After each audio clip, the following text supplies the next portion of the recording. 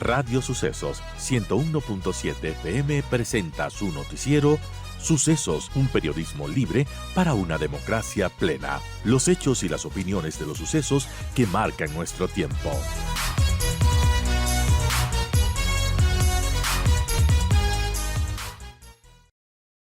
Y vamos a dar la bienvenida a Alejandro Martínez, él es presidente de Expo Flores y ahí lo hemos invitado para revisar el impacto que ha tenido, por un lado, la eliminación del subsidio al diésel, cómo les está afectando a los floricultores en ese sentido, a los exportadores también, porque es toda una cadena logística importante y claro, utilizan el diésel para movilizarse, los fletes y demás.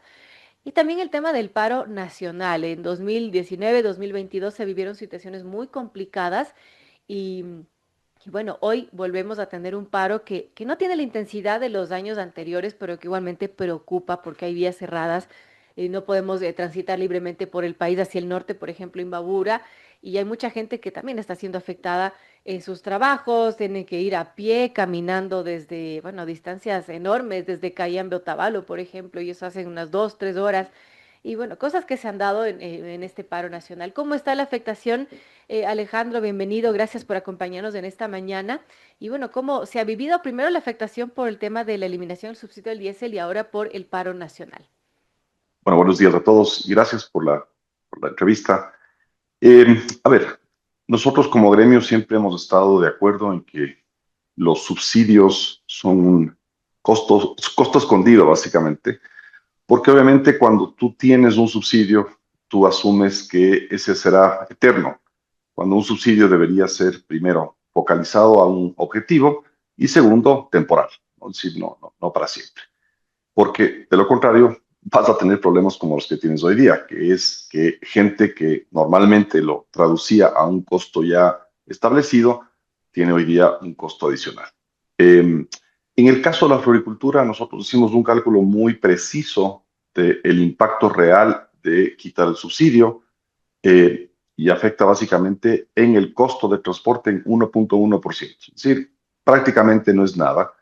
Eh, no es un efecto tan fuerte como uno creería que, o aparentemente creería que sucede. Porque obviamente no es que sube el resto de cosas, sino solamente sube el costo del diésel. Y ahí tenemos nosotros un argumento, yo siempre he tenido este argumento, ¿no? Hasta hace un mes, más o menos, si tú hacías un flete de Quito a Guayaquil, un contenedor de 20 pies, con diésel de 1.03, ¿ya? Te costaba más o menos unos 750, $900 transportarlo de aquí de Quito a Guayaquil. Hablamos de 400 kilómetros, 420 más o menos, y de bajada casi todo. De Trujillo a Lima, Perú, que son casi 3 veces y media la distancia, ¿ya? Y es plano, con diésel de 2.74, si no estoy equivocado, la cotización era $420. Entonces, tú dices, ¿el problema es el diésel? No, el problema no es el diésel, el problema es la oferta y la demanda, ¿no? Sí, la oferta De de acuerdo. la cantidad de transporte contra la demanda en sí. La paralización no ha sido fuerte, como tú bien indicas, ha sido muy focalizada, especialmente en el norte de Pichincha y Imbabura, con más fuerza en Imbabura que otros lugares. Creo que la gente en general está bastante disgustada con la actitud de los dirigentes indígenas. Creo que inclusive ya se dan cuenta que la posición de un dirigente indígena básicamente es para hacer notoriedad, ¿no? Es decir, hacerse ver, posiblemente ser candidato a la bendita constituyente, o yo qué sé qué. Pero los derechos de los ecuatorianos, básicamente a mi criterio, más bien han sido flagelados durante estos 40 y pico de años de subsidio, porque, o sea, hemos gastado 80.000 millones de dólares en nada, ¿no?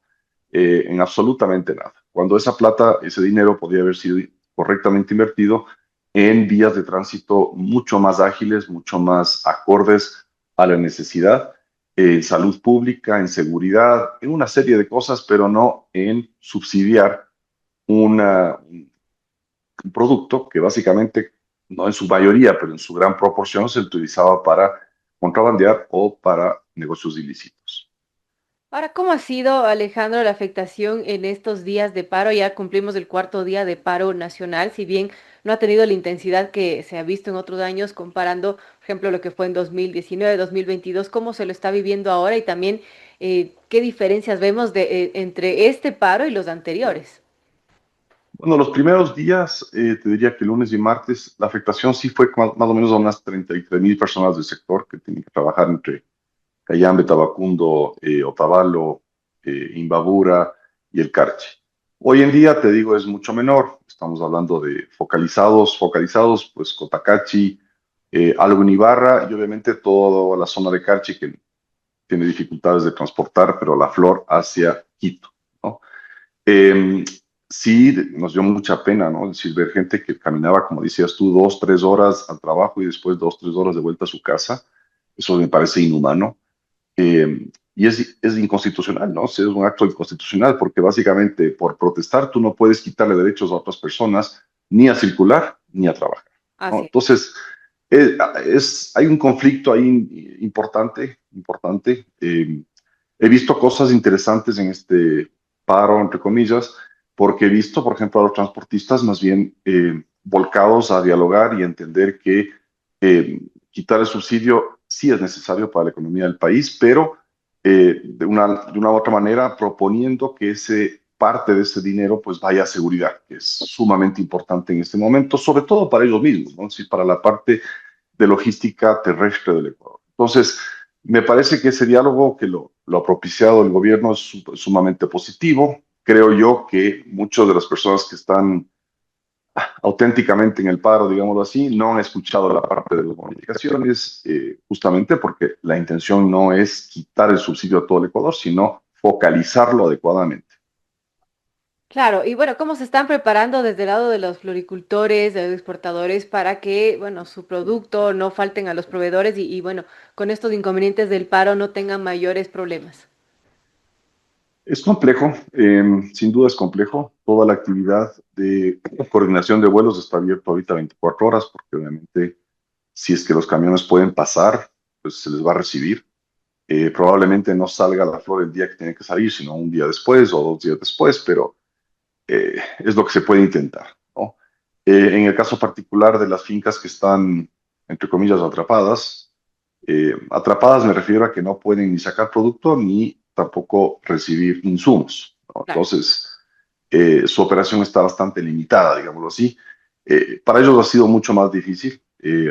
Ayer hubo una caravana que se hizo desde Otavalo hasta Quito, funcionó bastante bien, más o menos fueron unos 27 camiones de flores que vinieron, lo cual fue bueno. Pero claro, esto fue a la 1 de la mañana, que no es una hora típica de despacho de flor, sino Claro, un poco más temprano. implica horas extras y personal que trabaje esa hora también, ¿no?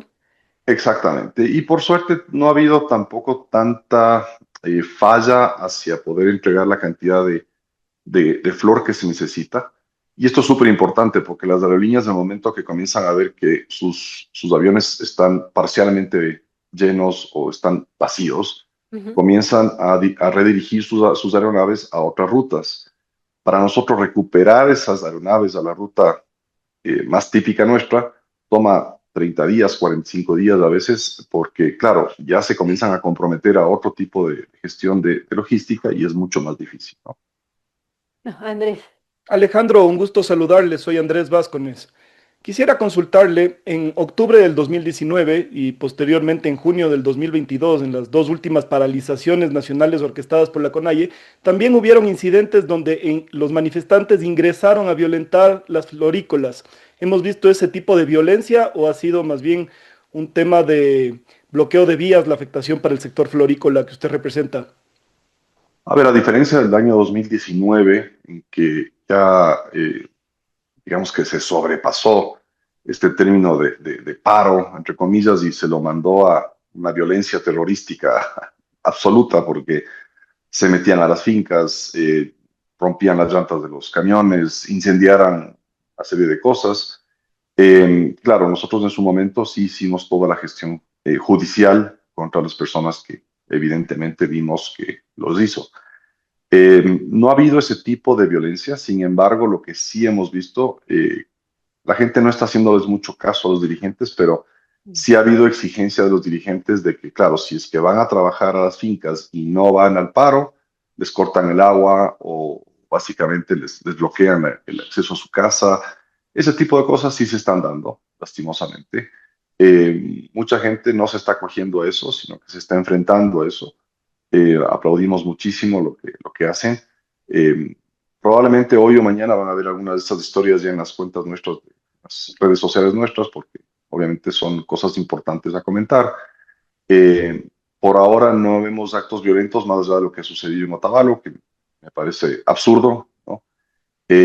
Y nosotros más bien estamos constantemente invitando a que se sienten a dialogar, el presidente ha abierto las puertas a dialogar adecuadamente, ¿no? En lugar de seguir armando un caos que ya prácticamente no tiene apoyo. En temas del sector florícola, ¿cómo ha sido el crecimiento este año y aflorando, valga la redundancia, sector florícola y aflorando, pero cuál es la oportunidad que sale del resquebrajamiento de la relación entre Trump y Petro? Yo creo que Colombia es de los mayores competidores en el mercado y puede ser que una imposición de tarifas adicionales a Colombia pueda representar una oportunidad. Entonces, ¿cómo va el desempeño del sector a lo que va del año y cómo podemos seguir creciendo con esta oportunidad geopolítica? Y personalmente no creo que le vayan a imponer más tasas a Colombia. Una cosa súper importante es que el presidente Trump, la, digamos, las acciones que ha tomado en términos de comercio las ha tomado desde el lado técnico, ¿sí? Más allá de la relación política que tenga con cada país. En el caso de Ecuador particularmente, la primera fase, que era el 10%, se refería justamente a los irritables del comercio, que son cosas que no tienen que ver con aranceles, pero de una u otra manera afectan al comercio, ¿ya? Ecuador tiene, por ejemplo, cupos de importación, tiene normas técnicas, tiene una serie de cosas, ¿ya? La segunda parte tenía que ver con déficit en el sentido de la balanza comercial, ¿ya? Que Ecuador también.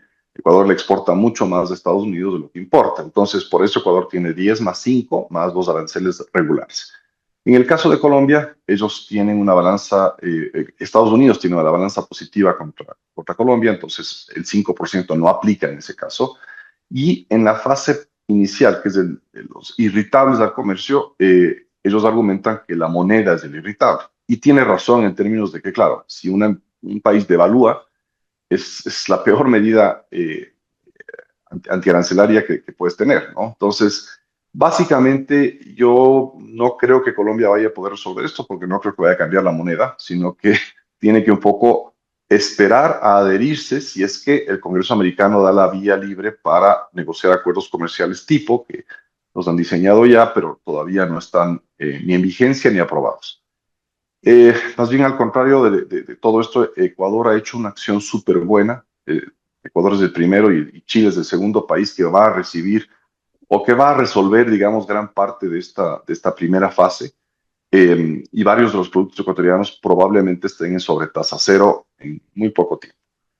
Es una ventaja, pero no es una ventaja de largo plazo. Yo creo que es una ventaja y una ventana de corto plazo. Hay que aprovecharla sin duda. Hay que lo que dijimos desde un inicio nosotros, ¿no? Si mucha gente lo vio negativo, nosotros lo vimos como una oportunidad. Más allá de la buena relación que tiene Estados Unidos con Ecuador en este momento, más allá de que comparten valores de este rato democráticos, que también es muy bueno, la parte de comercio, o sea, la conversación de comercio ha sido muy proactiva y muy positiva, y eso va a dar buenos resultados, sin duda. Alejandro, sobre este tema, ya que topamos temas de aranceles y bueno, esta tasa del 15% adicional que está rigiendo desde el 7 de agosto para los exportadores, los productos ecuatorianos que ingresan a los Estados Unidos, la visita de Marco Rubio él decía que bueno, próximamente se podrá tener novedades sobre eso.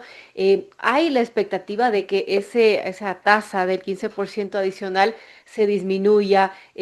Y se sabe que están en conversaciones del gobierno. ¿Se puede conocer en cuánto tiempo se podría tener una respuesta para saber si es que ese arancel extra se disminuye o se reduce a cero? No, en el caso de Estados Unidos, acuérdense que esto es unilateral, ¿no? Es decir, no es un tema que básicamente firman una cosa y sucede. Así. No, ¿Cuál esto es es la unilateral. expectativa, no? Y incluso la Sí, portavoz del gobierno decía que hay una lista de productos ecuatorianos que podrían tener ese beneficio de disminuir el arancel. Incluso se mencionaba que hay un producto estrella que está dentro de esa lista. Sí, pero no se puede divulgar la lista, no se puede Claro. hablar al respecto. Y básicamente lo que hay que hacer es que Ecuador ya ha cumplido su fase. Ecuador ya ha terminado todo lo que se había comprometido, lo cual fue muy bueno. Y yo sí felicito a las acciones que tomó el Ministerio de Comercio en esto, porque fue muy activo desde un inicio.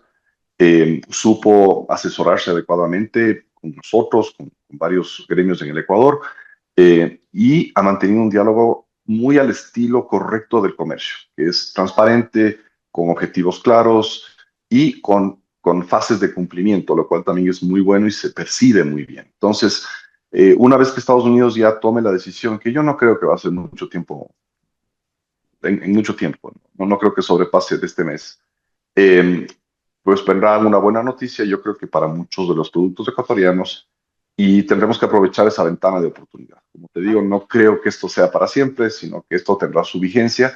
Eh, yo creo que Estados Unidos no puede tampoco darse el lujo de tener un index price que siga subiendo, sino que tienen que tratar de volver a regularlo hacia la baja. Si tú notas que el consumidor sí está restringiendo su gasto, lo cual no es bueno para ellos. Entonces, no creo que las acciones que tome de aquí en adelante el gobierno americano sean de muy largo plazo, sino más bien de corto plazo, y van a intentar que el Congreso americano pues dé vía libre ya para la firma de acuerdos comerciales, que el Ecuador, a mi criterio, debería ser el primero en ponerse en esa lista de negociar. Ojalá que sea así. Y a propósito de acuerdos y para ir finalizando, Alejandro, bueno, recientemente se firmó el acuerdo con Corea del Sur. ¿Qué tan importante sería representar a ese mercado para, en este caso, el sector florícola? Y también recientemente se dio una gira del gobierno con un nutrido grupo de empresarios a Japón, buscando también caminos, vías y nuevos mercados. Y cómo vemos ese mercado como potencial, bueno, nuevo target, ¿no? Para el comercio de los productos ecuatorianos. Sí, es complejo porque son países, primero, cuya logística es compleja desde el Ecuador. Claro. Ecuador no, Ecuador no genera muchas vías de conexión con el Asia, sobre todo con el este asiático, lo cual sí complica un poco las cosas. Hay que resolver algunas otras cosas con ellos, que son accesos fitosanitarios, eso es largo, eso no es tan corto. Pero claro, son dos mercados muy interesantes y muy atractivos. Es un proceso que toma tiempo, no es tan rápido como los vehículos o como ciertas cosas que son mucho más preestablecidas. Estamos hablando de, bien o mal, flores, ¿no? Entonces, flores tiene una tratativa muy similar a lo que es alimentos en el sentido fitosanitario y eso es largo, ¿no? Eso toma su tiempo. Hemos venido trabajando desde antes de los acuerdos y desde antes de buscar con Japón, pero es largo, ¿sí? Es un proceso burocrático de lado y lado, un poquito largo. Y con Corea del Sur, bueno, eso ya está listo, ese acuerdo. Es el acuerdo comercial, pero el fitosanitario no está en el acuerdo comercial. Es decir, eso igual tienes que Es trabajarlo. otro paso. Es otro paso, es Interesante. un paso, ni siquiera te diría que paralelo, es Wow. independiente. Importante conocer sobre esto. Gracias a Alejandro Martínez, presidente de Expo Flores. Hemos hablado ampliamente de tanto del impacto económico en el sector florícola por el tema de la eliminación del subsidio al diésel, que Alejandro dice, bueno, es mínimo en realidad, más del impacto que está produciendo el paro nacional, que ojalá no se alargue demasiado, que cada vez parece que va perdiendo fuerza. Y bueno, que ojalá se siga trabajando por el país. Y también hemos topado el tema de los acuerdos comerciales, la situación con los Estados Unidos y bueno, viendo también hacia el lado de Asia con Corea del Sur y con Japón. Pues estaremos muy pendientes también de todo lo que suceda. Alejandro, gracias por acompañarnos en esta mañana. Encantado, que estén muy bien, gracias.